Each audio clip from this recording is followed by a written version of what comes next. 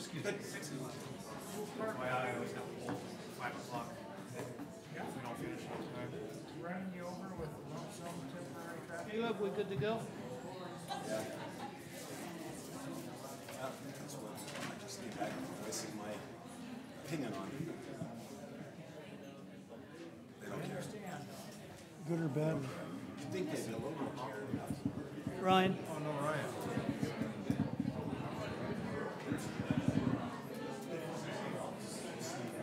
We're popular.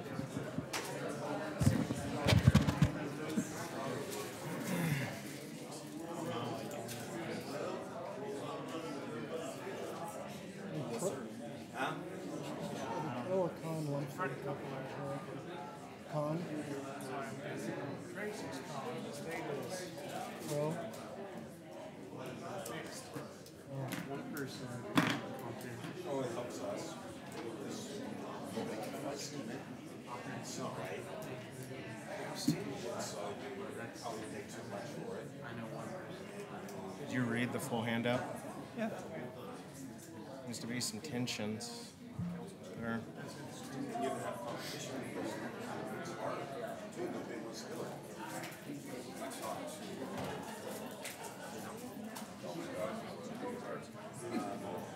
Giles.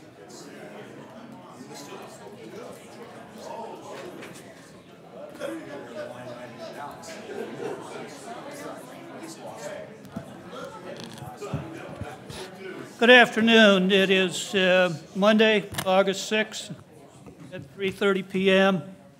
It's the start of the Transportation Commission, the regular meeting. I will call the roll. Tracy Hopkins, Present. Ryan Lancaster, Present. Stephen Lewis, Here. David Ballard, present. Brent Kinsawchuk, Present. Ryan Leslie. Here? Ryan Hall is absent. David McKinney. Here. Britton Davis. Here. Mark Wasdall. Luke Kavanagh. John Martin. Something for Sean Martin, Mr. President. John Wasson, W-A-S-S-O-N. Yes, sir. Thank you, John.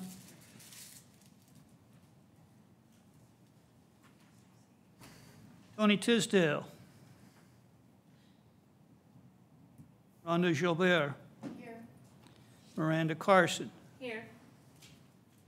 I would note, Mr. Davis, I understand this is your last meeting with us. Yep. Where are you off to, sir? Just Meridian Mayak.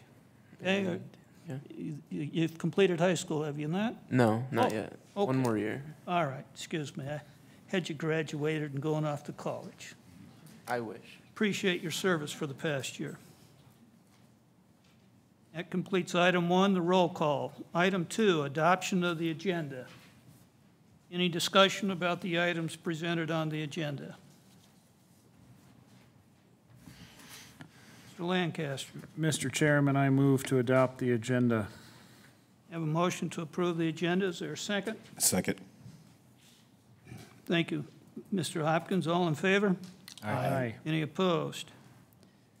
The agenda as presented is adopted. Approval of minutes from the July 9, 2018 minutes. Mr. Chairman, Yes. just one comment on the attendance of the roll call. I think Commissioner Davis was here last month, but he's marked absent. Is that correct? It is. I was here. So we need to show you as, give you an X instead of an O. Yeah. Okay. Any other changes? Mr. Chairman, Mr. Lancaster? on page 5, subheading E, I think it should read School Zone Subcommittee instead of Speed Zone Subcommittee. Okay, we'll cross out speed and put school. Any other modifications? I have a motion to approve with those 2 modifications. So moved. Mr. McKinney, is there a second? Second. Excuse me, I got Lewis and McKinney backwards. It's all right. Okay. All in favor? Aye. Any opposed? With those, with those two amendments, item 3 is closed. Old business items. 4A, transportation project updates. Mr. Hood. Thank you, Mr. Chair, members of the commission. On page 7 of the packet for today begins the transportation projects update. There are quite a few items in bold this month. I'm not planning on talking about them as part of this presentation. We have another item on your agenda a little bit later where we'll discuss the initial draft of the ACHD Integrated 5-Year Work Plan. That's why there's a lot of bold, is because they came out with a new plan for constructing several projects in Meridian, well, county-wide, but we'll talk about the ones in Meridian here later on. There are a couple of projects, though, that I do want to call to your attention that aren't related to the Integrated 5-Year Work Plan. Mr. Wasdal isn't here, but he did help me update some of the ITD projects. He is here now, and I can hardly see you in all orange, so sorry about that. Okay. Thank you to Mr. Wasdal for helping me update the ITD projects that begin on page 10. Again, I'm not planning on reading those to you, but they are there, and I do want to just draw your attention to them today. And I think we have some other things on the agenda, so unless there's any questions, I'm going to go ahead and just leave the projects update at that for this time. But if you have any questions, please feel free, your comments or something that's not in the memo that you want to discuss, I would be available for any of those questions. Okay, we'll take up item 4A when we talk at item 5B then. Mr. Hood? Item 4B, Bellata Court update. Mr. Hood, you have a memo.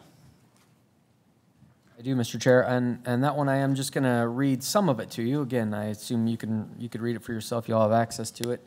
But just as a quick refresher, during the July 9th meeting, we had members of the Spurwing Subdivision HOA address this commission, made a presentation, and had a handful of potential recommendations and solutions for some concerns they brought up regarding traffic on Bellata Court, and in particular an access driveway, emergency access driveway between Sunset Mapleway and Bellata Court, Spurwing and Spurwing Green subdivision. The commission asked city staff to look at some of our documents, review the record, and bring back to you a recommendation, or at least what we could or could not maybe do in the realm of mitigating some of the increase in traffic that's happened over time on Bellata Court. So a quick summary was provided in the memo in your packet with 3 of the documents that seemed most relevant to this discussion. In summary, as long as the ingress-egress easement that was required is maintained, we didn't find that any original conditions were being violated. The city is not a party to that easement that was required and was platted as part of the subdivision. That doesn't mean you can't continue to brainstorm potential solutions to help mitigate the issue, but we would not recommend that you require anything of a developer or any party that's discussing this concern with you at this time. I do want to call to your attention also we've received some public comment, and the ones that were received prior to 5 o'clock on Thursday when the packet went out Thursday night, those are included in your packet under staff communications. I have received a handful more today, or since then anyways. I've received most of them today because I was out of the office on Friday. But there are some more that have been submitted. I'm just going to quickly read the names of those that have submitted, and then hand these down, and then you can familiarize yourself with the additional comments that we received on this item. The first one is from Andrea Nist regarding that same item. The second one is from Abby Hawks. And a lot of these folks couldn't be here today, so that's why they submitted their comments to you in writing on this. And then Bergen Lee submitted comments. Cheryl Harris. Ryan Harris. And Rick Martinson, who presented last week on behalf of the Spurwing HOA board. So I'm going to go ahead and just route those down. Most of them are just about a paragraph, so I didn't run copies for everybody, but I'm going to go ahead and route those to you. Just one more note, Mr. Chair, we obviously have some folks in the audience. I'm going to assume a lot of them are here for this topic. This isn't a public hearing, just as a refresher for folks, or maybe first time for folks that haven't been to a Meridian Transportation Commission meeting before. The commission is a recommending body. They can make recommendations to the city council, to ACHD even, but they don't have any true authority that way. This isn't a public hearing. There's some discretion if the chair, I don't know if anybody even wants to address the chair today or the rest of the commission, but this isn't a true public hearing. It is a public meeting. You're all certainly welcome to be here and listen, but I just wanted to also point that out to the commission. Typically, in fact, I think this is the biggest audience we've had for an item, so just wanted to bring that out. So hopefully that summary is what you all asked for about a month ago, and with that, Mr. Chair, I would stand for any questions. Commissioners, do you have any questions or comments for Mr. Hood? Mr. Chairman, Mr. McKinney? can you summarize, it seems to me it's worth a summary of, at our last meeting I asked about legal issues related to this, given that there are different, easements and property ownership and different jurisdictions and so on. What could we get perhaps, either, I don't know if it's from you, Caleb, or from our city attorney, kind of a summary of what the sort of legal situation is? I think that would be helpful for everyone here. Yeah, and Mr. Chair, Commissioner, I can do some of that. A picture's often worth 1,000 words, and I should have probably loaded up aerial real quick. But there are multiple jurisdictions going on, or jurisdictions involved here. The Spurwing Green side of the project was approved in Meridian, and it is annexed into the city of Meridian. The Spurwing subdivision side was an Ada County project and approved through Ada County Development Services. The Ada County Highway District has jurisdiction over both Bellata Court and Sunset Maple Way, but not the connecting drive.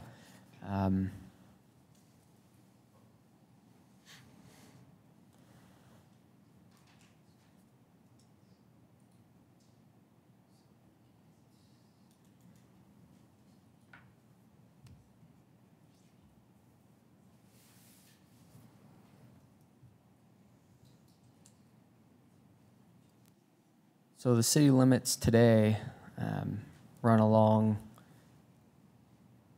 right here. So everything on the west side is city of Meridian, city limits, and then this side is Ada County.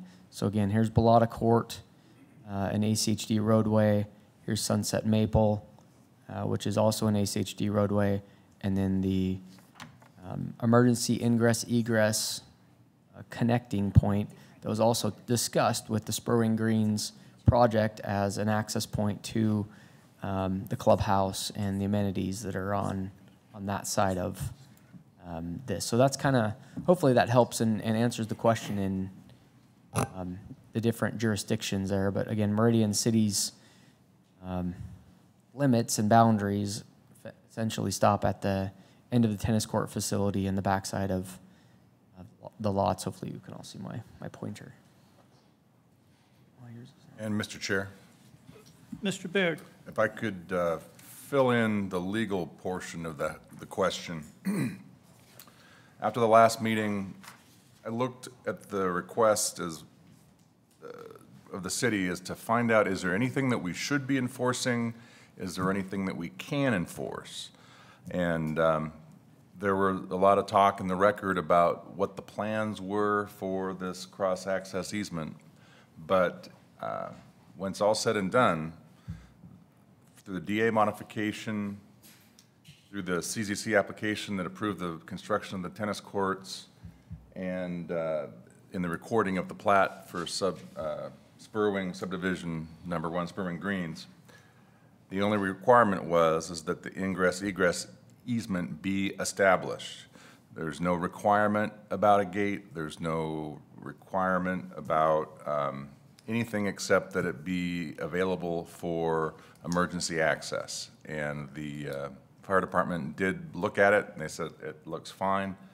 But the only section that we're talking about, if you look on this aerial, it's the section of the access that's basically just below the tennis courts. City limits ends at about, if I'm correct, at about the, yeah, right there. So the only portion that we analyzed was that small little access that's known as Lot 2 of the Spurwing Greens subdivision. And it's a properly established ingress egress easement. City's not a party to that easement. And so if there's any negotiation, discussions, any changes, it needs to be negotiated between the parties to the easement. Thank you, Mr. Baird. Commissioners, any follow-up comments, discussions with either Mr. Hood or Mr. Baird? As I recall, Mr. Baird, I believe you have fulfilled our request to review and come back and make a report as to what the city, and you identified it up front. Are there any enforcement issues? If so, what could be enforced? And I believe you have fulfilled that by saying that there was an ingress-egress easement, and it's up to it's a civil matter or a private matter between the parties. That's correct. But also, as Mr. Hood mentioned, the commission's here to solve problems. So if you want to look at some of the other recommendations about getting the parties together, you know, helping find a solution, that's still in your purview to, you know, try to problem solve for them. But if you were looking for a hammer, we don't have one.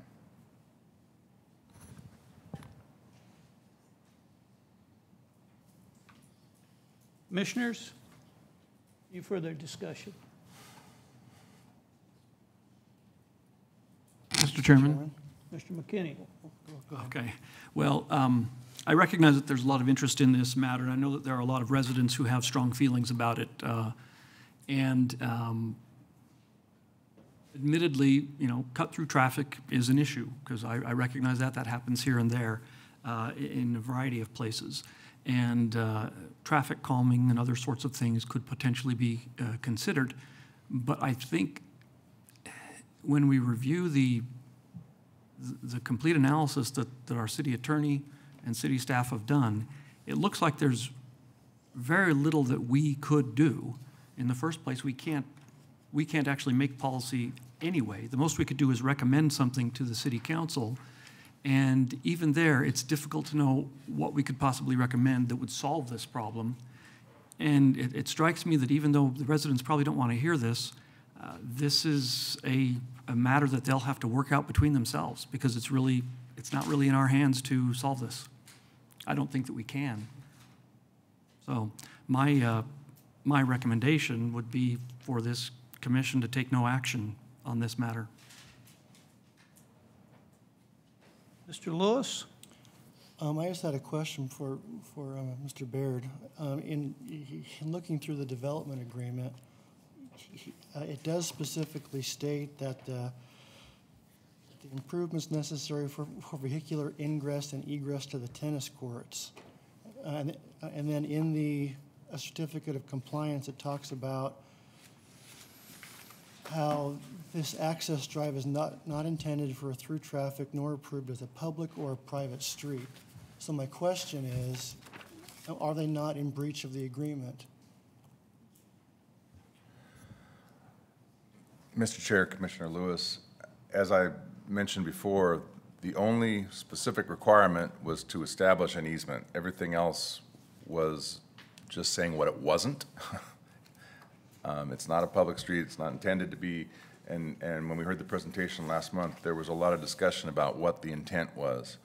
And looking at the record, the parties presented what they were going to do with regards to the gate and access and everything, but none of those promises trickled down into an enforceable requirement. The only thing was, make sure there's an easement, and the easement's there. Thank you.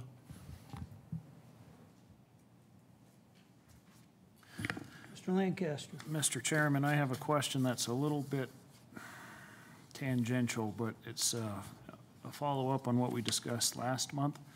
So last month, there was some discussion about services such as Google Maps or whatnot, routing travelers through this route. And Caleb had mentioned that his office had been in communication with Google, for instance, about having that removed from their maps. And my question is just a follow-up to that to see if there's any update on that.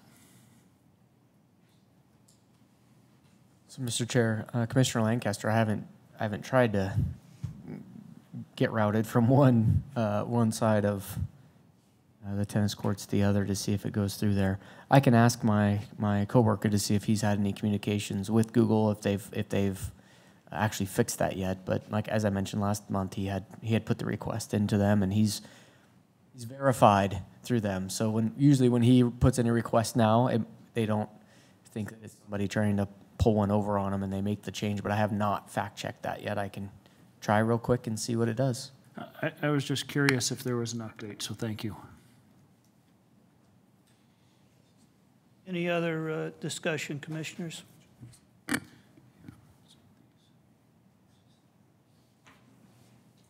Mr. McKinney has made a recommendation of this commission taking no further action.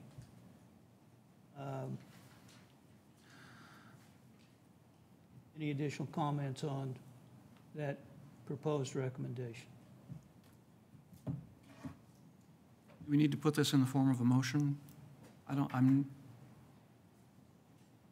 suppose we do. I could make it a formal motion. I move that the commission take no action on this item. If that is your motion, is there a second? I would second that. Have a second? All in favor? Aye. Any opposed? Nay. Motion carries that this commission has not recommended any further action be taken. It be left an issue before the city council, then I believe, Mr. McKinney. That would complete item 4B. Item 4C, School Zone Subcommittee. Mr. Hood. So, Mr. Chair, 4C is also an update, follow-up from last month's meeting. I did send an email out to Sergeant Arnold, Mr. Sean Martin, and Ms. Carson, asking them, letting them know they were kind of informally nominated, or volunteered to serve on a newly established school zone subcommittee. I did hear back from Ms. Carson that she's willing to serve on that committee. Mr. Martin has tagged Ross Oyen at ACHD to serve as the ACHD rep. And I haven't heard back from Sergeant Arnold yet. He was out of the office last week, so he hasn't responded yet. So I don't know who a Meridian Police Department representative may be there. So that happened. Again, last month you all approved the formation of this subcommittee. Commissioner Lancaster had some general parameters for how that could work. Again, a 6-member committee with 3 of them being Transportation Commission members, and then those other 3 agencies that I just mentioned making up the other half, roughly, of them. Did a little more research on what that could look like. And essentially, it can be really informal. I used the kind of quarterly example, but more like on call. So you don't have to establish meeting dates, every quarter and let the whole world know you're meeting September 1st and December 1st and April 1st or whatever. You can meet as needed. If Miranda has something that needs to be discussed, or John or anyone at ACHD or whatever, can call a meeting. I guess I would also just say I'm available too if you want me to somewhat facilitate that, or herd cats. I'm willing to do some of that to try to figure out a date and time that maybe works for a small enough group. I can attend, I can take some minutes. We don't have to even, there won't be any official minutes. We may want to take some notes. That leads me to my one request, that whatever this commission does, subcommittee does, I request that be reported back out to this group. And kind of depending on what as we just sort of discussed when talking about Balata, the Transportation Commission doesn't have authority to really do anything. But if you talk about it and ACHD says, we're going to go make this change, they don't need to wait for the Transportation Commission, but any action, some of it can be time sensitive. So if you just you meet after, you don't have to wait a month and come back and ask approval necessarily of the transport. You can, if you'd like that guidance and to open it up to a wider, and it's not super time sensitive, that may be appropriate. But again, not a quorum of Transportation Commissioners, so it's not an official meeting. So it can be, again, pretty informal. And again, I'm willing to kind of help schedule that and even facilitate the meetings. The other part of that, I guess, was a 1 to 2 year, and I guess that didn't fully get vetted out or real clarity on what that time commitment would be from the folks that have already volunteered. So I'll kind of leave that as an outstanding question. If you want to just try it for a year and see if there's cycle other folks on, or want to try it for 2 years, I really don't care. I think maybe just some understanding would be good, whatever those parameters are. Mr. Chairman, can I Mr. Lancaster. address that last topic? So, yeah, Caleb, that was one of my ideas in my proposal last month, if you will. And the thought was just that we could try this for a year or two, and at that point, so kind of put a sunset date on this subcommittee, and then at the end of that time period, whatever it might be, reevaluate to say this is the greatest thing we've ever done, or that was an utter failure, and let's stop doing that, right? So that was the idea of the 1 or 2 year kind of sunset, if you will. And I guess, Mr. Chair, I would maybe hoping for a motion at the end of this with some volunteers, up to 3. At least 2, because our bylaws say we have to have at least 2 on any subcommittee, but up to 3 members of the Transportation Commission. It may make some sense to keep this going through the fall of next year. So that gives you this school year and then the start of the next one to at least see, and then we can reevaluate. Maybe it slows down in the wintertime a little bit if this is something, but that's just my thought on that. If we disband the summer and you just start another school year, there may be something that comes up right at the beginning of the 2019 school year that you may want to discuss a school zone. So anyways, just my 2 cents on that. So I hopefully that makes sense to everybody, and we have at least a couple, if not a few, people that want to volunteer. And I'll set a regular reminder, maybe touch base with the school and maybe with ACHD, and if you hear just others in the community that have some of these issues that should be sent to this subcommittee, let me know, and we'll get a meeting scheduled with them. So that's the follow-up, the update that I have, Mr. Chair. So hopefully that kind of answers the question about structure and meetings and those types of things with this group. Okay, so we flushed out informal, not an informal, but a general structure.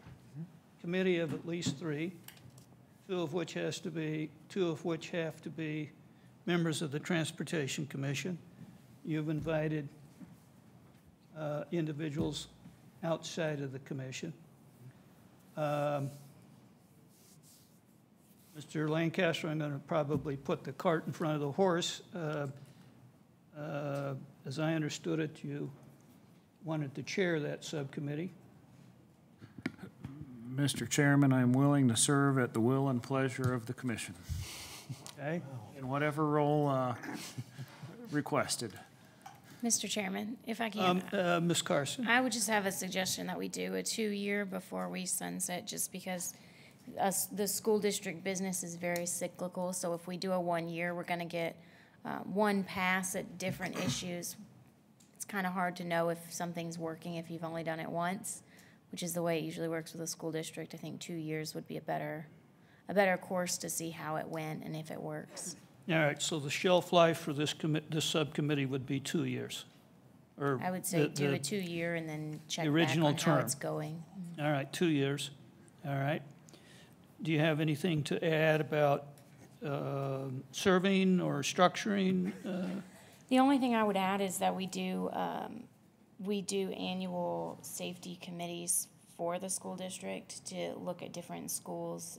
Every school is reviewed every 3 years or as needed on those safety committees. And if the commission has a committee, I would probably be inviting them to our district committee as well. So just be prepared to get that invitation if you decide to serve. Is this a subcommittee that you would want to participate on, or just be a contact between the school district and this subcommittee? I would definitely want to participate on it. Okay. Mr. Lancaster, you have 2 members. Fantastic. Who else can I recruit for you? Anybody else at the table today that wants to serve with Mr. Lancaster? Mr. Chairman, I would volunteer, but also I want to keep in mind, I think you mentioned in your presentation that you wanted some diversity in the members, and we're kind of like minds in a lot of things, so that might be too close in thought. But if you'd like me to serve, I will. Okay. So, any other details for putting this committee together? I'm at a point to present a motion. Mr. Chairman, I'll throw out this idea too, and we're at a transition, as you announced with Commissioner Davis, but so I don't want to volunteer or commit our new Meridian Youth Council representative, but perhaps there's some wisdom in asking the new young commissioner, if you will. They're closest to the schools, if you will. So part of that motion would be some flexibility to invite a member or a volunteer, rather than chisel it in stone and say these are the only members? An outline. Do we have any guidance to it? I mean, you get people volunteer and you're like, what do we, I mean, I know we've talked about a few things, but have we got it really any kind of guideline yet? Mr. Chairman, Commissioner Hopkins, if you knew what you were volunteering for, you wouldn't volunteer, right? Good point. Okay, to recap the bidding then, what I see is Mr. Lancaster has asked that this commission recognize the formation of a subcommittee, school zone subcommittee, membership of at least 3 with, leave it to that committee to invite people to volunteer, such as the youth member of this commission in the future. The committee would set its own schedule for meetings, and there would at least be minutes or a report of those meetings brought back to the commission and submitted to Mr. Hood. And without being facetious, the subject matter of that would be school zones. Okay, and pretty wide open, Mr. Lancaster. Won't hold it against Mr. Lewis if he wants to be of the same industry or profession. Have I missed anything in the outlining of? Mr. Chairman, if I can. Oh, excuse me, Just Ms. to Carson. address Mr. Hopkins' question, I would assume, and not to take Mr. Lancaster's idea and run with it, but just in thinking about this, since it was brought up, I would think that this subcommittee would be looking at, a lot of times when we bring up anything that has to do with school zones, it's the drivers want us to do X, Y, and Z. How does that work for the kids? So I think that the whole point of the subcommittee, or one of the points of the subcommittee, would be to look at how can we do what's in the best interest of the students while still serving the drivers and the cyclists and the walkers, and still keeping the students safe in those school zones. Very good. And so, in part of that motion, we'd already identified the initial three members, yourself, Mr. Lancaster, and Mr. Lewis. And he's left some invitations out to other folks. So, Mr. Chairman, if I can just clarify that, so as I recall from last month, and as we were just talking about now, we were talking about three of us from the voting members of the commission, plus Miranda, or the, a representative from the school district, ACHD, and Meridian Police, so really 6. So 3 of us here, and then 3 down on the floor, if you will. Okay. So, I don't know if it's appropriate for me to make that motion. Does someone else want to articulate it and present it? Well, I think that's what we agreed to last month. All right. Yeah. So you have your commission, and you're wound up and going. You need a vote of approval or disapproval? Do we want a third commissioner out of us, or are we going to wait for the new youth member, or, other than Commissioner Lewis? One of you seem to be jumping too. I think we should blindside the new youth commissioner. Okay. So you didn't need to do homework anyway, yeah. So I guess with, the commission's blessing, we can start to organize and get something going and report back. Is that okay with you, Mr. Chairman? I think Caleb wanted to is it? Mr. Chair, the only thing I was going to add is, as was already pointed out with Commissioner Davis, this being his last meeting, we can essentially tell the new youth rep that this is part of the job. It shouldn't be a big time commitment, right? We're talking 3 up to 4 times a year, an hour-long meeting. I would think we can work that into a high schooler's schedule. But it wasn't that important. Sorry, I had the microphone. So, Mr. Lancaster, without being facetious, I understand that you've now been commissioned to have a subcommittee on school zones, and you're off and running, sir. Okay. All right. Thank you, Mr. Chairman. All right. Any further conversation? Okay, so that would complete item 4C. Moving on to new business. Do we have, I don't see Sergeant Arnold, but is there anyone in his stead? Yes, sir. Corporal Kevin Wilson, I'm here. Welcome, Corporal. How are you? Very good.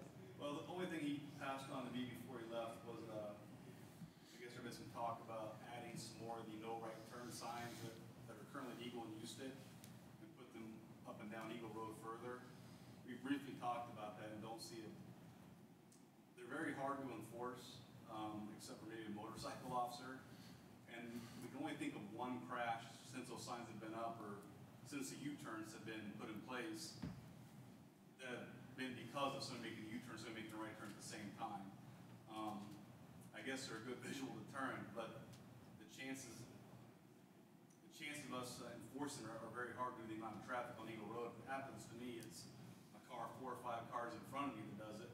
I'm boxed in, I can't get to it in a patrol car. So I guess his main point was we don't really see a lot of need in littering Eagle Road up and down, north and south with all of those no right turn signs. I mean, there's a lot of close calls, but there's a lot of close calls with the signs or without them. And with the data showing only one crash, with that being a main contributing factor, we don't really see a need to put a whole bunch more of those signs up. That's all he really passed on to me before he went on vacation. So. Okay. Corporal, when you say signs, at Ustick and Eagle, they added an electronic signal. Correct. Okay. And then for us older drivers who are used to the old style signs, are you distinguishing between additional electrical signs or the old signs? These are large LED lighted signs on the size of a basketball backboard, I guess, up near the lights. And whenever that vehicle has a right turn for traffic that wants to go, let's say, south on Eagle Road from Houston. All right. Anything else, Corporal? No, sir. All right. Mr. Chairman? Yes, Mr. Leslie. So Corporal, you said there's only been one crash since those no rights were put up at Eagle and Ustick? One crash where that's a contributing factor of the crash, where a crash happened. I mean, there's been obviously a lot of crashes at Eagle and Houston, but related to a car making a U-turn, a car U-turned and collided. He's only looked back to the data, he could recognize one crash that was because of that. How many were caused at that intersection because of a U-turn and a right turn prior to the signs? I don't have that data. I'm just wondering if it's made a difference. One crash is pretty low, though. What's that? One crash is pretty low, so The amount of traffic goes through there is extremely low. seems like it's been effective. No, I don't think there was many before, is my point. I don't think it's added or taken away from them. Ah. I think, where the sign's there or not, I think the number would be about the same. I mean, Okay. lots of close calls with the sign, lots of close calls without them. But it comes down to people paying attention and realizing the U-turns was something pretty new since that median went in. So it's taking people time to adjust. So I think whether the sign's there or not, knowing that that's a U-turn point is more important than that no turn sign might be. Sure. Thank you. Mr. Chairman, Yes. I think, Corporal, another place that I just saw this the other day, and that is the intersection at Chinden in Eagle.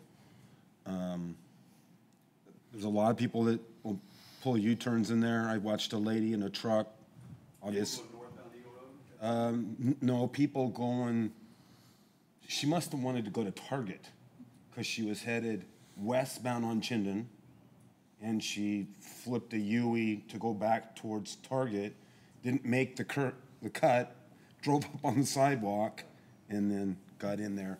That's one, there's a lot of traffic right there at that intersection. The bigger problem than people telling no right turns, people are making U-turn versus left turn only. I don't know if that's a U-turn allowed or that's. Yeah, I was wondering about that too, but Right, I couldn't so see the, If you're southbound on Meridian Road at Overland Road, that's a left turn only. People make the U-turn there because they believe, like I do on Eagle Road, why can't I do it here? yeah.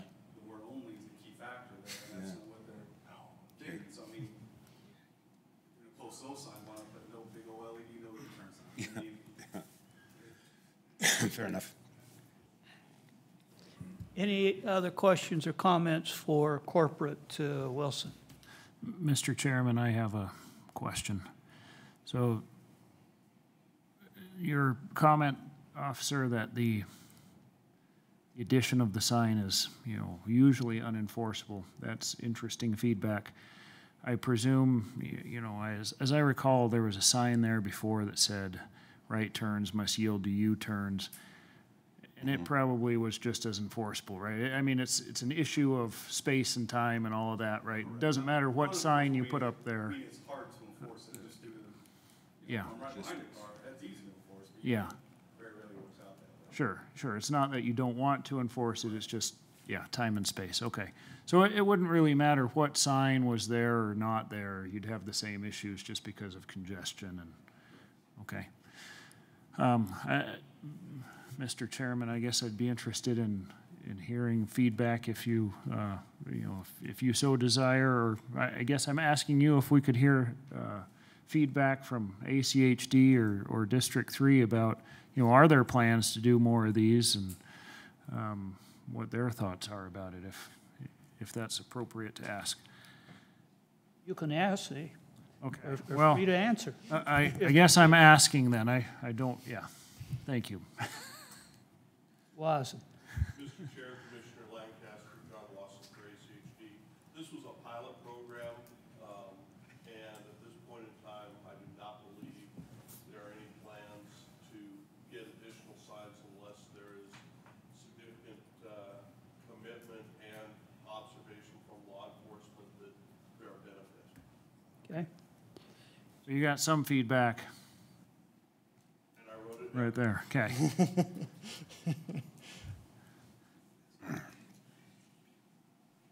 Any other items for 5 if Mr. Wasdall. Mark Oh, Wasdall. excuse me. District 3 ITD. I have not been involved in any discussions.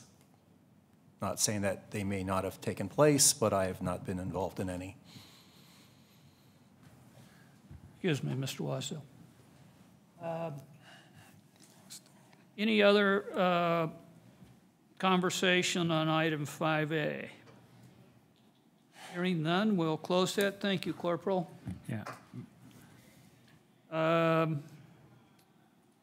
Mr. Hood, that takes us to, and Commissioners, to 5B, ACHD initial draft of the 2019-2023 integrated 5-year work plan. Mr. Hood. Thank you, Mr. Chair, members of the commission. Before I begin this item, I do want to just note for the record, we've had several of our ex officio members join us since, and under the old business items. Tony Tisdale's here, Councilman Kavanaugh's here, obviously ex officio Wasdall's here as well, so I think he was noted. So I just wanted to make sure that the minutes reflect that as well. So then ACHD integrated initial draft of their integrated 5-year work plan. Again, there's a memo on page 21 in the packet. One of the charges that you all have as a commission is to put together a list of the highest priority projects for the city regarding roadways and intersections and community programs projects. We spend typically the majority of a couple of your meetings annually putting together that list. ACHD then considers it against their revenues and puts together a 5-year work plan. So the next round, the 2019 to 2023, was released for public comment, including other agencies like the City of Meridian, on July 18th.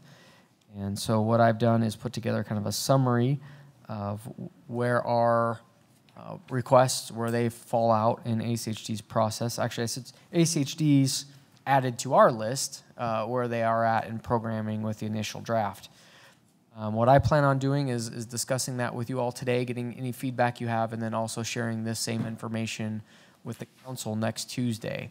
So if you have any recommendations on any potential messaging to ACHD in a letter that we could send them, historically we've at least thanked them for considering our priority projects, and maybe we note 1 or 2 projects that we're especially appreciative of, and maybe 1 or 2 that we're like, boy, we're really hoping that this could have advanced, or that this one would make, something along those lines. This I didn't put in your packet, again, the entire program. This is pretty Meridian specific, but if you want to compare it against what Garden City has and what CUNA has and Boise and Eagle and whatnot, you can go to their website and look at the whole program and see where different projects are. But I do like, on page 22, I had our summer intern put together a summary of changes, and I noticed a couple of errors in it, but I do think it helps as a baseline, because as we do every year, we don't reinvent the wheel and start from scratch. We use last year's list, and we say, hey, should this one move up or down? And they kind of do the same thing. So this summary of changes is what's changed over time. It's not a comprehensive list of all the projects, but if it was in last year and it's in this year, you won't see it on here. If it's got the same dates and all that, no change, it doesn't show up on this table. So page 22 and 23 are the changes. So new projects, advanced projects, delayed projects, removed projects, and completed projects.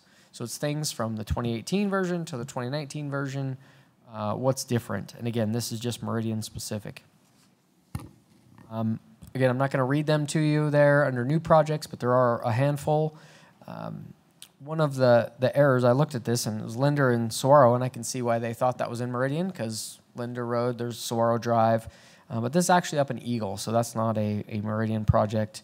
That's up near the charter school by the river there north of State Highway 44.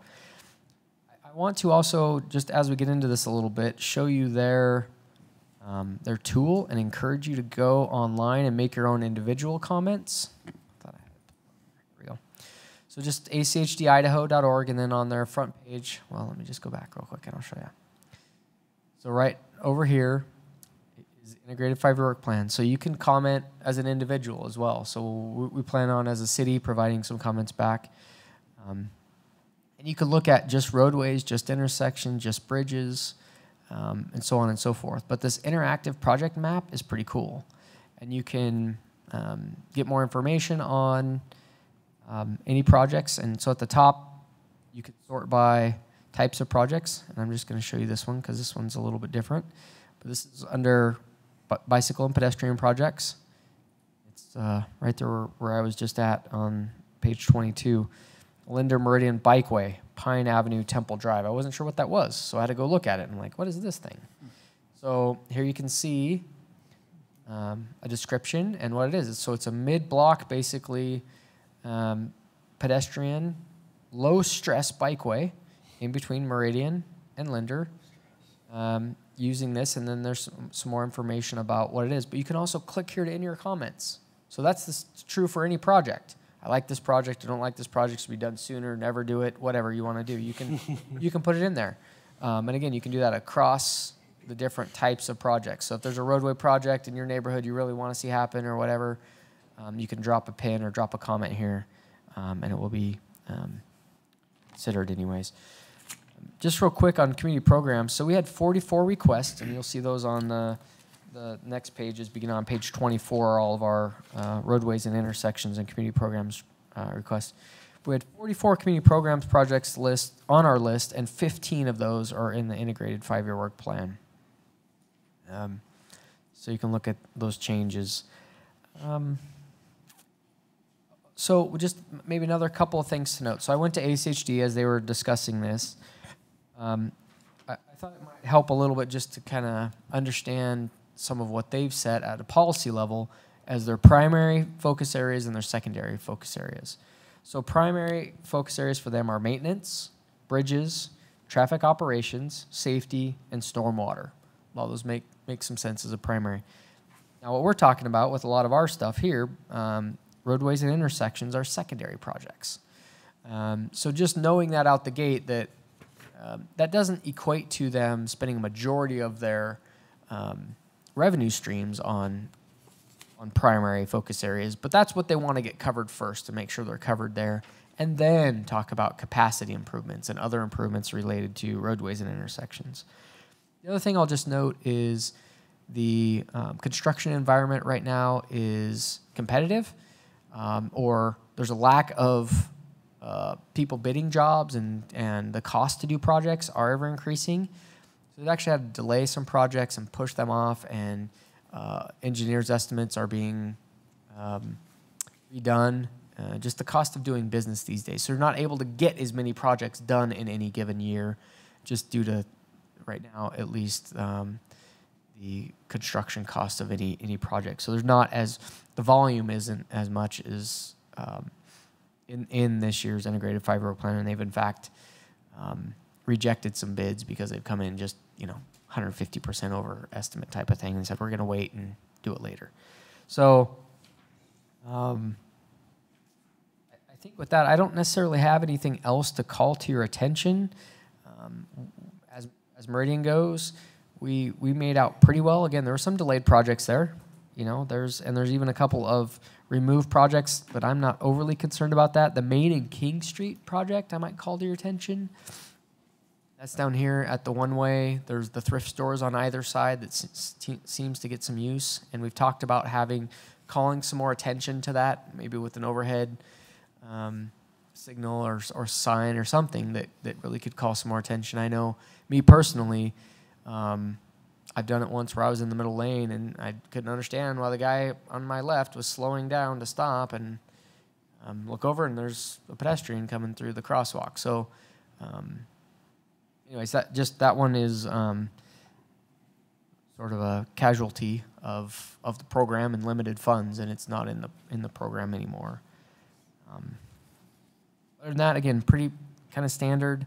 Some projects delayed, but it's not like they're not going to do them. They just got delayed a little bit. So let you chew on that a little bit. Hopefully you had a chance to look at this before the meeting, because there's a lot to kind of digest. But again, stand for any comments or questions you want to have, any discussion as I relay the similar information to council next week. Mr. Lewis? You had a hand in kind of reshuffling our recommendation last year, so I'll just jump in and ask you how you see the. I do have a question, Mr. Chairman. Okay. In looking at the requests and responses sheet, I was looking in particular at the top 10 in our road and intersection and the top 10 in our community programs. And I was looking at what's in the current programming status and then the ACHD response. And I didn't see much change there. So does that mean in our top 10 that they agreed with us for the most part? Mr. Chair, yeah, I mean, I think you could, I don't want to read too much into that, I guess, but I think you all did a pretty good job of some technical analysis, not just anecdotal. You know, we all live in this neighborhood and think this is a project that needs to be done, but I think it aligned, our values or the highest priority projects, I think, aligned with the metrics that ACHD uses when trying to figure out cost-benefit ratio for some of these projects. Okay. Particularly for the community programs projects, that one there isn't a level of service or a lot of, but even through the scoping project, they tend to agree. There are some of them there that they're like, no, we aren't going to do this project. That's more of a pet project that Meridian should partner with somebody else and do. But for the most part, yeah, I think, I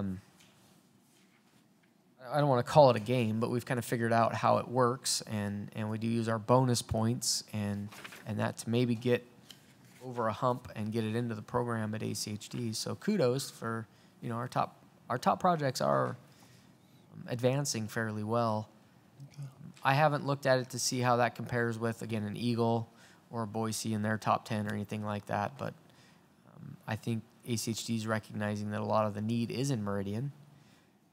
I did look at some of the community programs projects, and Boise definitely has a lion's share of those. But a lot of the roadways and other infrastructure is older that way, so retrofitting roadways with sidewalks and bike lanes and whatnot, a vast majority of what they're doing there is in C. Thank you. That's really all I had, Mr. Chairman. Okay. Mr. Lancaster.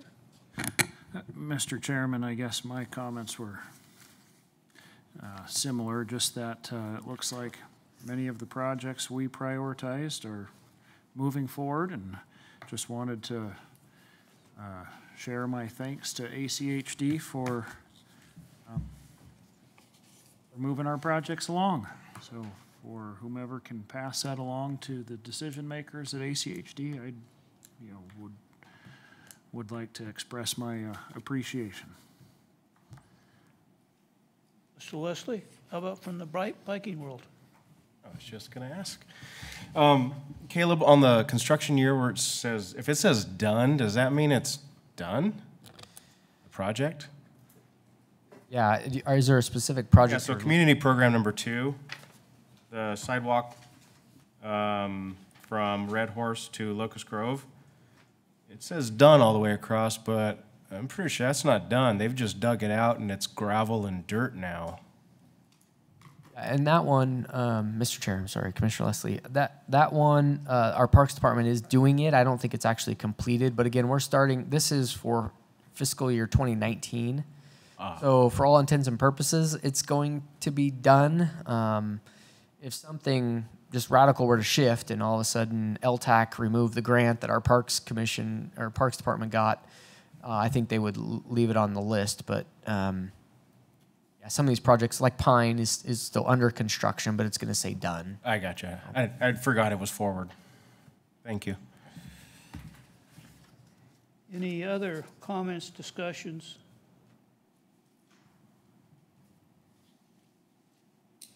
Are we in a position to make a recommendation to go with that, or do we need to jockey any of these numbers? Mr. Lewis. I think we got everything we wanted, at least from my review. Okay. Unless I'm mistaken, which has happened before. You threw the darts fairly well last time, so. No, you did a good job, sir. Thank you. Mr. Lancaster. Mr. Chairman, just a quick question, probably for Caleb, but how long is the public comment period open for this from ACHD? Sorry, Mr. Chair, yes, if I didn't say that, I apologize. So August 20th, they're accepting comments through August 20th. So I will take, unless there's another or a formal motion, I will take both Commissioner Lewis and Commissioner Lancaster's comments as being grateful to ACA or to the City Council, and that'll probably make its way into a letter to ACHD. We'll see if the council wants to add any other messaging to that, but I've got to turn that letter around after discussing this with council on the 14th by the 20th of August. So if you're going to use the online tool that I showed you, you have a couple, 2.5 weeks or whatever that is. August 20th, though, they are closing the comment period. Anyone else want to weigh in? Yeah, Mr. Chairman. Mr. McKinney. One issue I think that comes up frequently when I talk with residents of Meridian is north-south connectivity. We've got the interstate running east-west, and then State Highway 2026. As I look at this, the chart showing the priorities, it looks like as far as, moving toward the west of the city, North 10 Mile Road and Linder Road are on the schedule. Those are getting updated and widened and so on. But from Eagle Road, between Eagle Road and Linder Road, we've got, it's a 3-mile stretch.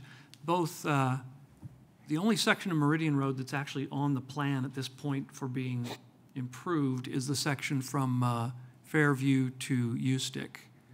And so north of Ustick, either Meridian Road or Locust Grove are both unimproved and aren't currently set up with any kind of scheduling.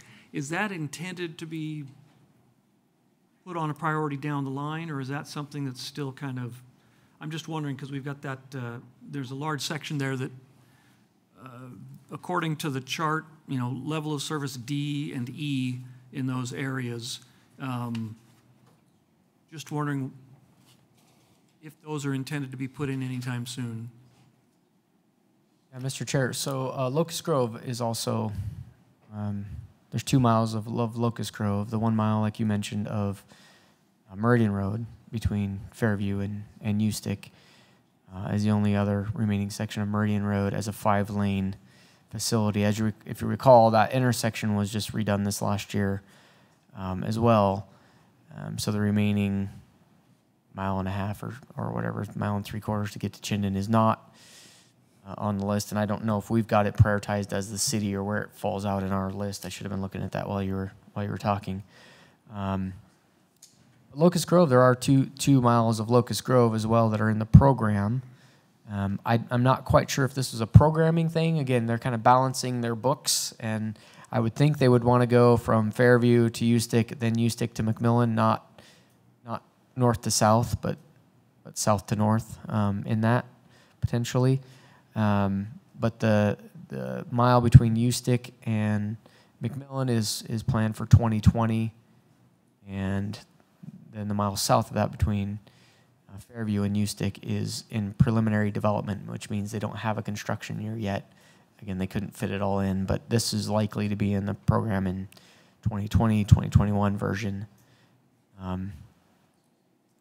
there are a couple anyways. I will also just note, though,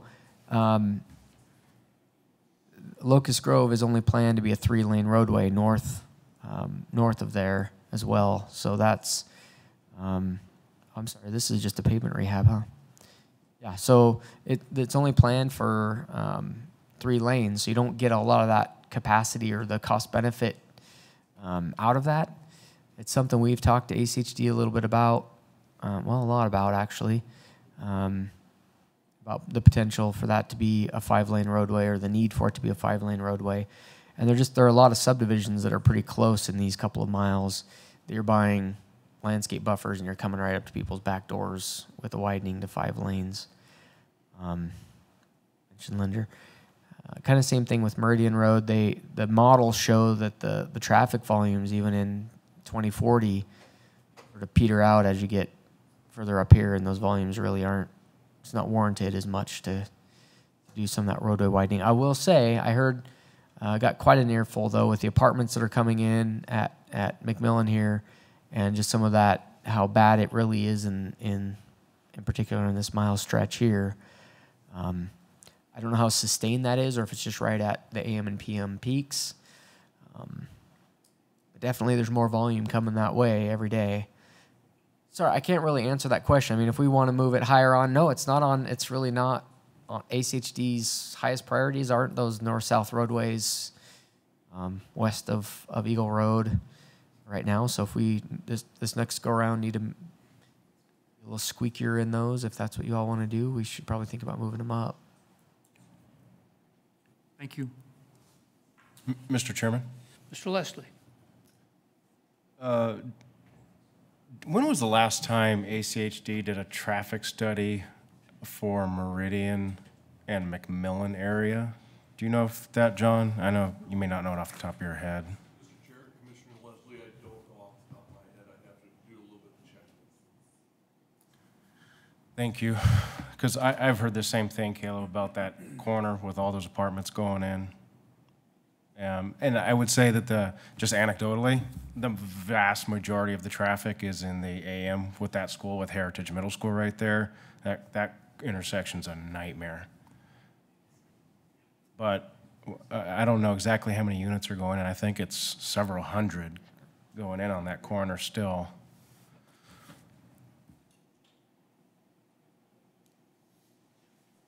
Any other points to be discussed on this item? So if you'd like to make comments, weigh in on the site, or give those to Mr. Hood, and he'll be making his report to the city later this month, I take it. Next week. Next week. Very good. That item 5B completed. 5C, staff communications, Mr. Hood. Thank you again, Mr. Chair. On page 31 of the packet, as the staff communications, this is where I have to wag my finger at you. No, I'm very lucky. You guys are very, I mean, as is evident today, 8 to 9 commissioners, that's pretty good. Some of the cities commission, their membership kind of wanes, and they even don't have quorum sometimes and therefore can't meet. They have some of their members that aren't making the bare minimum of being at 50 plus 1% of the meetings, and have had to been relieved of their duties. But I have been asked, just so we're even across the board, all city commissions are getting the same speech, and I just put it in this email for you, just as a reminder. And again, you guys are very good. The city code states that any commissioner may have their appointment terminated in the same manner as they were selected unless required otherwise by law.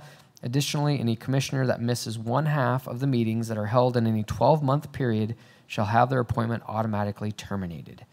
So I've just been asked to remind you to take it seriously. And again, I have no, you are not, you guys are great. But just remember that. So, and then the rest of them were primarily related to the previous agenda item, the follow-up item. For some of you, this may be a newer one on page 32. This is kind of an ongoing thing for several years now, is in Woodbridge subdivision. Maybe I'll go there real quick just to, maybe I'll just use ACHD's map since that's up. Mr. Chairman, while Caleb is looking, I think this dates back to when Mr. Wasson and I were sitting up here together. That's how long we've been talking about this cut through. So yeah. So just a little bit of context on page 32. That's one of the residents in Woodbridge subdivision, which is generally off of Locust Grove Road. However, you can get there from Eagle Road, and so people that don't live there sometimes will use Magic View, either Bowstring or this Woodhaven Thornwood, essentially bypass going down Franklin Road. So she brought up a question about potential for these. So I just thought it'd be curious for some of you that have been tracking this for years and years. That was directed at Mr. Wasson, I believe, so I don't know if he responded to Kathy or not. But anyways, just thought you'd be curious, again, for some of you old-timers that maybe have, we're trying to see what can be done out there, and Mr. Wasson has tried to work with them, and there's just not even consensus amongst the folks that live out there about signage, and if you put in speed humps, no, I don't want that in front of my house, put it in front of my neighbor's house. No, not there, put it over here. And it's like, you just, so anyways, that's staff communications for this month, and I'll conclude my report. Mr. Chairman? Yes. I had read that while I was reading the comments from the Bellata Court folks there, but what was the suggestion for this traffic calming? Because the picture just shows like some painted crosswalk stripes, so I was a little confused on what their actual suggestion was.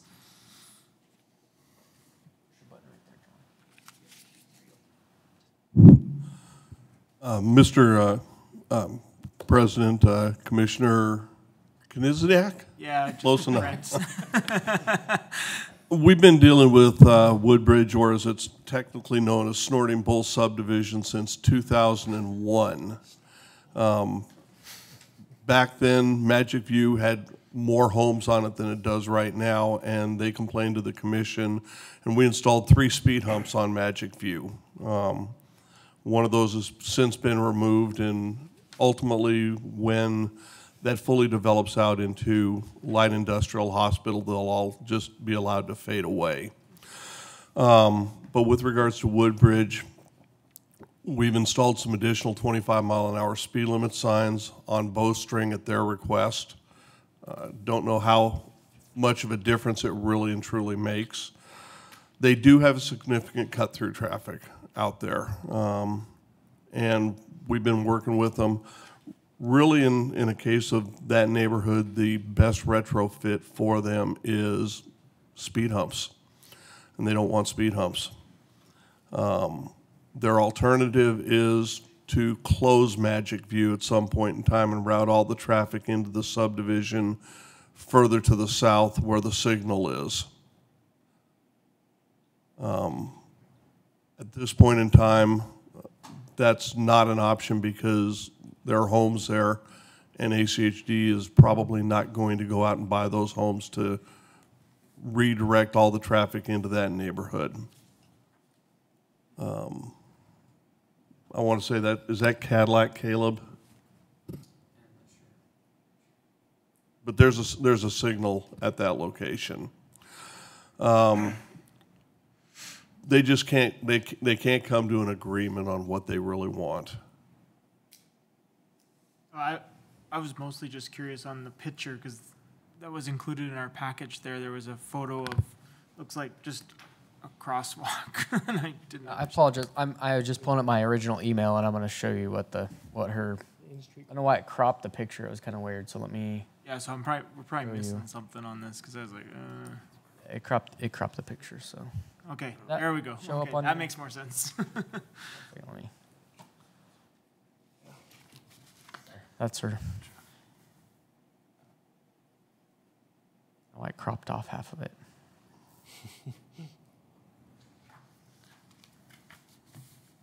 Good half. Any other conversation points on this issue? Mr. Chair, Yes. if I dare, is there a crosswalk currently painted on this street? Mr. Chair, Commissioner Leslie, to the best of my knowledge, they do not have a crosswalk in that neighborhood.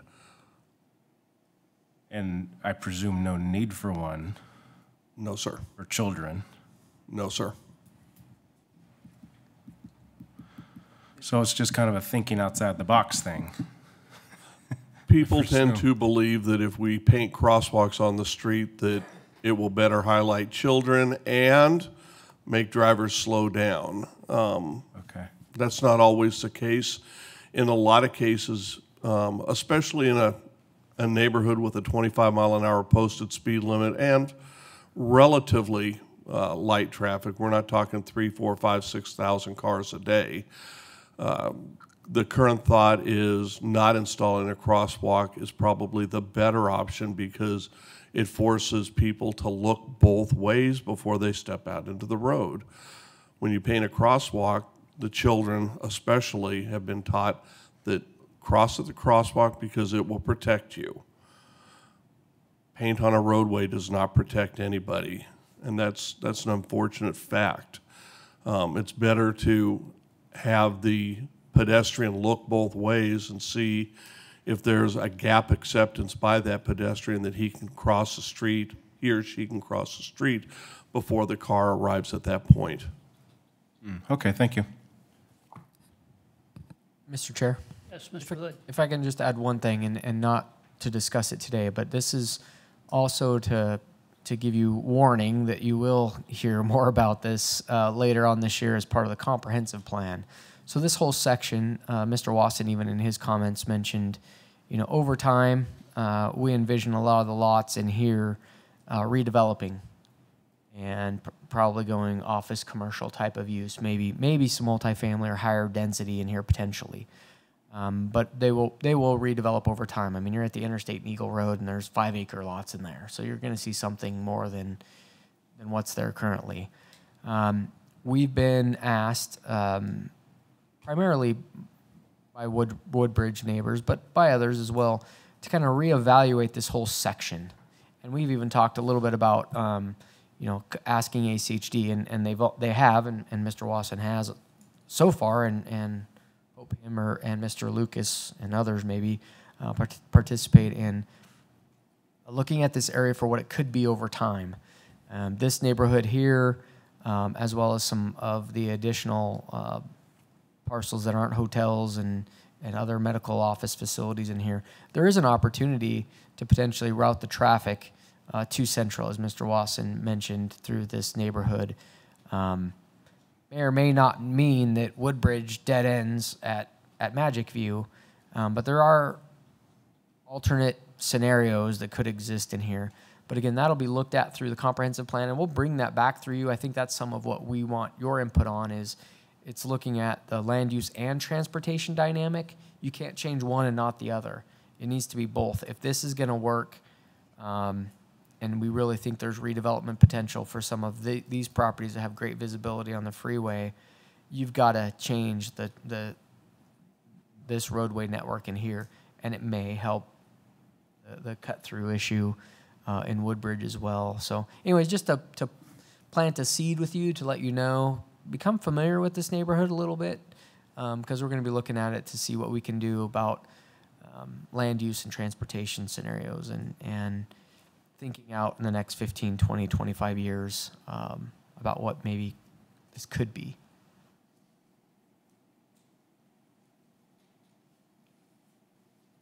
So, Mr. Hood, facetiously, I take it that Hickory is one of those streets in this plan that cuts through my subdivision, so I'm well aware of this issue. I don't know why it doesn't pop up. That's Weatherby. Yeah, so that's part of the, again, interconnectivity too between these neighborhoods, and looking at, again, the overall transportation network. No, I don't think Hickory is one that is necessarily planned to be extended through, but it is part of the conversation. Is it right here? Doesn't have a name on it. I'd be more than happy to sit in on those conversations. Be on the other side of the podium. But, no, seriously, that is quite a question there. And the development, the commercial development, and what's going on at Eagle and St. Luke's and the medical school, and some very good people are looking at that. And it's something that has to be considered, and that's what we've asked, is that be revisited. And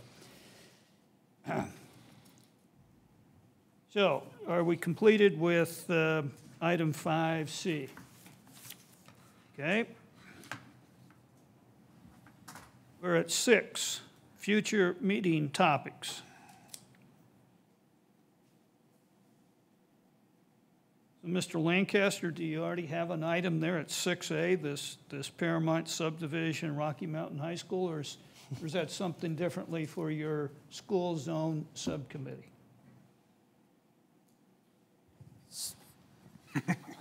I'm not Commissioner Lancaster, obviously.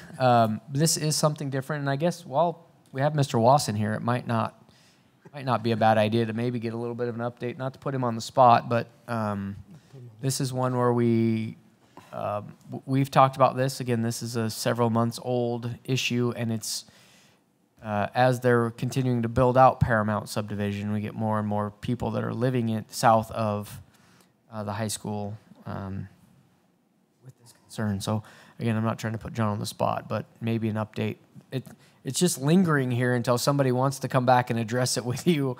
I'm not carrying the torch forward, but I know there's people out there that are petitioning and whatnot, so. Thanks, Caleb. Mr. Chair, I'd be more than happy to give you an update. Friday before last, I hand-delivered the petition to the applicant at her home in the subdivision. They did meet the criteria for traffic calming based upon volume in the peak hour, not upon speed. She didn't like that. She said she wanted me to redo it at a different time so that they could qualify on speed. I declined, saying, you qualified, it doesn't matter whether you make it on speed or volume. We're not doing it again. Plus, it would put her out another 3 or 4 months before she could do anything. Anyway, I did deliver the petition. She returned the petition to me Friday afternoon. So that's something I have to start looking at, to reviewing it. We will schedule a cut-through study in that neighborhood, likely in early to mid-September. It is highly unlikely that they will meet the cut-through criteria for traffic calming.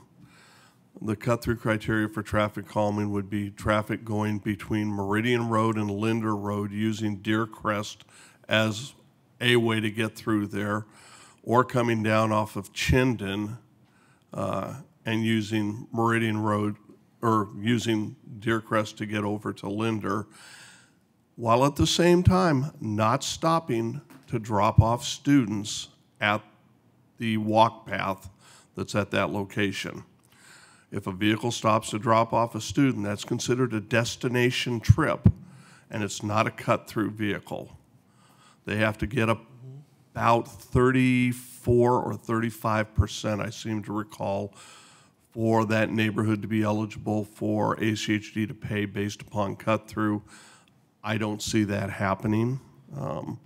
We will do 2 different times, 7 to 9 in the morning on the day that we're doing the study, and normally it's 4 to 6 in the evening. We may decide to shift that.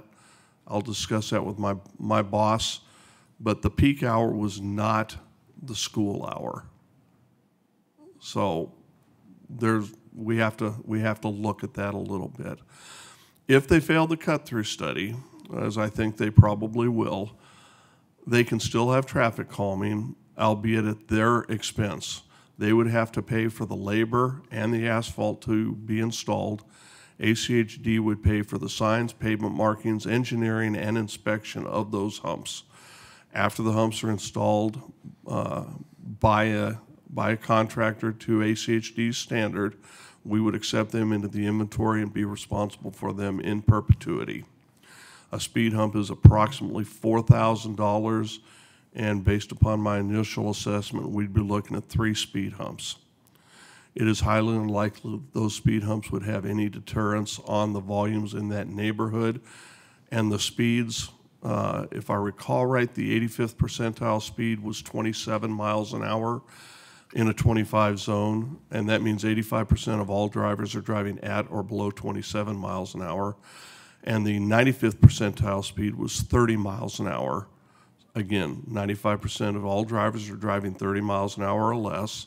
It's not a school zone, and I'll let Corporal Wilson respond, but I believe based upon what I've discussed with Meridian Police and the other jurisdictions, it's highly unlikely that a law enforcement officer would cite a driver for driving 4 or 5 miles over the posted speed limit, subject to your questions. Okay. Corporal, did you want to add anything? He's probably right. Probably wouldn't write that down. Okay. All right. Commissioners? Okay. So I got out of line there, Mr. Lancaster. I was trying to give you a subject matter, but we've already got it. Okay, so we've got future meeting topics. Anything to add there? Mr. Chairman, this isn't a future meeting topic, but before we leave, I wanted to ask if I could squeeze in. You mentioned at the beginning that this is Commissioner Davis's last meeting, and I'd just like to express my thanks, Commissioner Davis, to you. You, like your predecessors, have served well on the commission, and we wish you I wish you the best of luck. I'm sure our other commissioners do too, but wish you the best of luck in your future endeavors, and don't be a stranger. Come visit us sometime. But it's been good working with you. We appreciate, or I appreciate, what you bring to the commission, and thank you. Yeah, thank you. Well said, Mr. Lancaster, and thank you, Mr. Davis. Any other discussions before I get to our next meeting date? Okay. Mr. Hood, you had circulated the email, and September 10th, do we have any time restrictions, being so we're at the second Tuesday of the month? So, Mr. Chair, I just circulated an email to yourself and the Vice Chair about September 10th, so maybe we should clue the rest of the commission in. That's fine. I should read my header a little more. You're fine. You're fine. So I sent an email out, obviously with Labor Day being on the first Monday of the month, we don't have a meeting that day, and we've traditionally held a meeting the following Monday and done a field trip type of a meeting, a non-traditional, not at the podium type of a meeting. So I was just asking the chair and Commissioner Lewis if that, in fact, that's what we should try to do for September. So I have reached out. Commissioner Lewis had an idea about maybe going and seeing what Harvest is doing with the Harvest Transit system. We're hearing some good things about that. So maybe going and seeing how their online scheduling system is working, that type of a thing. David Pedersen with VRT is looking into that. I haven't heard a confirmation yet on that, but it's likely that your September 10th meeting, we'll probably notice it for still being here, and we need to make accommodations if anybody else wants to join us. Harvest Church is just 2 blocks away, so I imagine we would just hoof it over there and not actually get on a Harvest van, but maybe they can have one. We saw them last year a little bit. I think it was just last year, wasn't it? Yeah, when we took the transit tour.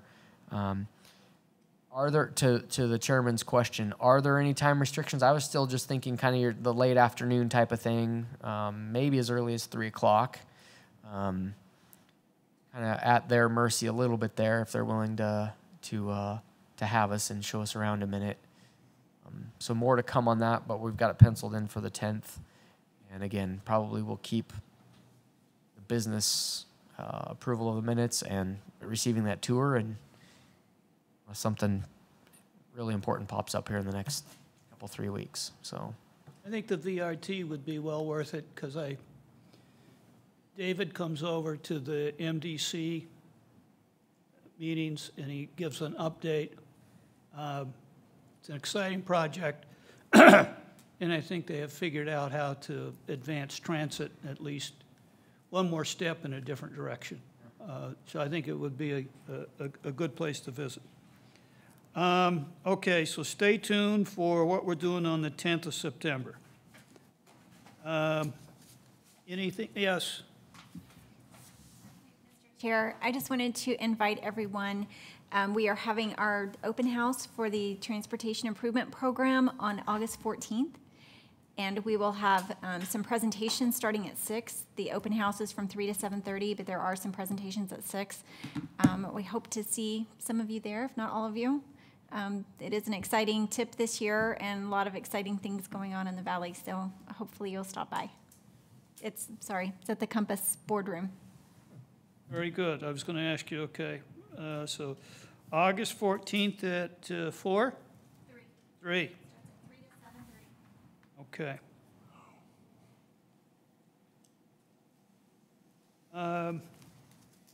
Do I have a motion to adjourn? Mr. Chairman, I move to adjourn. Thank you. Seconded? Second. All right. Any opposed? We go home. All right.